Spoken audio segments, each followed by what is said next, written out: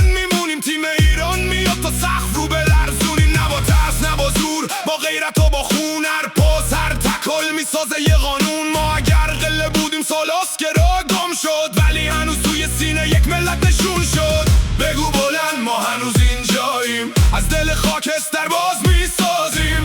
بگو بلند فردا مال ماست، وقتی مردم بیدارن هیچ زنجیری نمیپاس. ایران قهرمان، قهرمان جهان. ایران قهرمان، با قلب جوان. ما میتونستیم کشور بزرگ باشیم، ما میمونیم تا دوباره برخیزیم.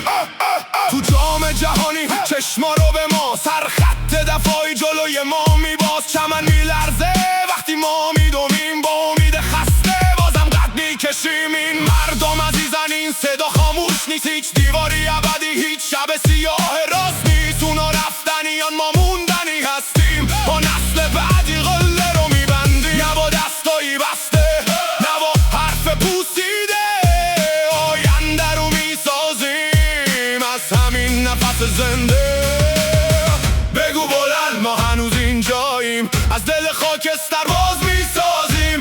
بگو بلند فردا مال ماست، وقتی مردم بیدارن هیچ زنجیری نمیپاس. ایران قهرمان، قهرمان جهان. ایران قهرمان، با قلب جوان. ما میتونستیم کشور بزرگ باشیم، ما میمونیم تا دوباره برخیزیم.